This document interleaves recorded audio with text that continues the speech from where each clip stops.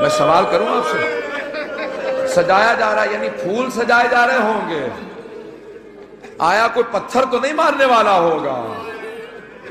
بس بھئی کہا پھوپھی اماں دربار سجایا جا رہا ہے، بار بار اعلان ہوتا تھا باغیوں کا قافلہ آ گیا۔ شامیوں کو بڑی بہت سنہ کینہ تھا جناب امیر علیہ السلام سے، ہر ہاتھ میں پتھر تھا۔ کہا کہ اے شام والو یہ علی کی اولاد آئی۔ اب آئیں ذرا میں پیش کرتا ہوں، روایت کے الفاظ ہیں جہاں پہ بازار ختم ہوتا اور جہاں پہ دربار کی حدود شروع ہوتی ہیں صرف 40 قدم کا فاصلہ۔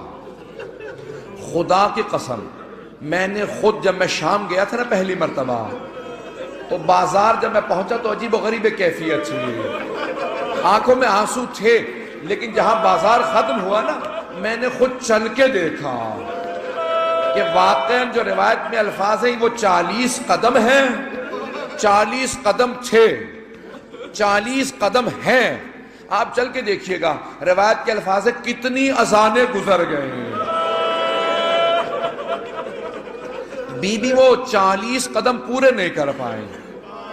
40 قدم کیوں؟ کہ ازدحام اتنا زیادہ تھا، وہ اونٹنیاں پار نہیں ہو رہی تھی۔ کہ جیسے کہا کہ اب اونٹنیوں سے اتار دیا جائے، اونٹنیوں کو بٹھایا گیا، کہا کہ ان بیویوں سے کہو کہ اتر کے اب دربار میں داخل ہو۔ سنیں گے روایت کے الفاظ، سوگنامہ محمد میں ہے، جیسی بی بی دربار میں داخل ہوئی نا تو جناب زینب کی نگاہ پڑی کسی خاتون پہ، نام ہے ہند۔ ہند بچپنے میں بہت بیمار تھی، ایک یہودی کی بیٹی تھی، اس یہودی سے کہا کہ مدینے میں کوئی علی ہے، اس بچی کو لا علاج قرار دے دیا تھا، کہا جا کے علی سے علاج کرا لو۔ ایک مرتبہ وہ یہودی آیا، کہا میں بڑی امید لے کے آیا ہوں، میری بیٹی بہت بیمار ہے۔ مولا نے کسی غلام کو آواز دی، کہا ذرا پانی لے کے آ۔ وہ پانی لایا، کہا ذرا میرے بیٹے حسین سے کہہ کہ اس پانی کو ہاتھ لگا دے۔ امام حسین نے پانی کو ہاتھ لگا دیا۔ مولا نے اس یہودی سے کہا جا اپنی بیٹی کے سر پہ پانی ڈال دینا۔ کہا کیوں؟ کہا یہ پانی اسے شفا دے دے گا، میرے بیٹے حسین نے ہاتھ لگا دیا۔ وہ یہودی گھر گیا، بیٹی کے سر پہ پانی ڈالا، بچی کو شفا مل گئی۔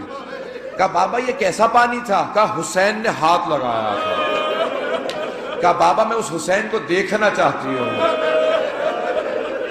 وہ یہودی امام حسین کو ملانے کے لیے لے کے آیا۔ مولا حسین نے کہا خبردار، جاؤ اس کو میری بہنوں کے پاس لے جاؤ، ہمارے اس گھر میں پردے کا بڑا اہتمام ہے۔ اگر میں جملے پہنچا پایا ہوں تو ہند آئی جناب زینب کے پاس، کہا کہ بی بی مجھے حسین کی وجہ سے شفا ملی ہے۔ تو بی بی نے کہا کہ ہند پہلا کام سیکھنا چاہتی ہے تو پردہ سیکھ لے۔ اس نے فوراً برقع لیا، برقع سیکھ لیا۔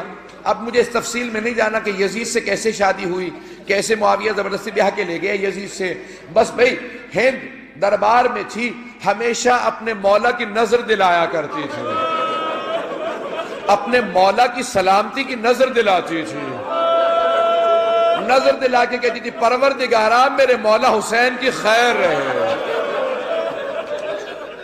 اجرکم اللہ پیش کروں۔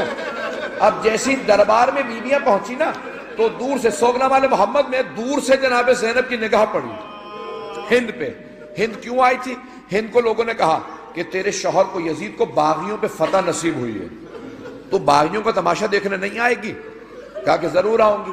اس نے برقع لیا، نقاب بہت باریک تھا، چہرہ نظر آ رہا تھا، تخت پہ کھڑی تھی، زمین پہ نہیں کھڑی تھی، تخت پہ کھڑی تھی، کھڑی دیکھ رہی تھی کہ باغیوں کا قافلہ آ رہا ہے۔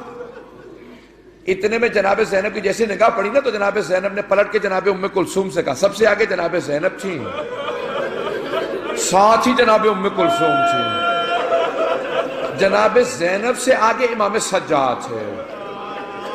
امام سجاد کے ساتھ دو بچے تھے، ایک کا نام باقر تھا، دوسری کا نام سکینہ تھا۔ اگر دیکھ سکے میری طرف سنیں گے جملے تو ایک مرتبہ جناب زینب نے پلٹ کے جناب ام کلثوم سے کہا ام کلثوم پہچانا سامنے کون ہے؟ جناب ام کلثوم نے کہا بی بی جب سے عباس کی شہادت ہوئی ہے میری دور کی بینائی کمزور ہو گئی ہے۔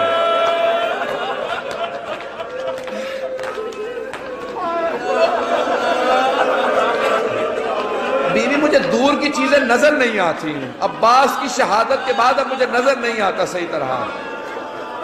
تو جناب زینب نے کہا ام کلثوم ذرا غور سے دیکھو، وہ جو سامنے خاتون کھڑی ہے نا وہ ہند ہے جسے ہم نے پردہ سکھایا تھا۔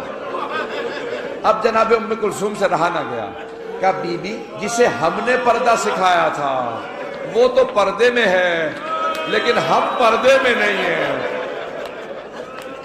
اجرکم اللہ، اجرکم اللہ۔ بس بھئی یکم سفر ہے نا۔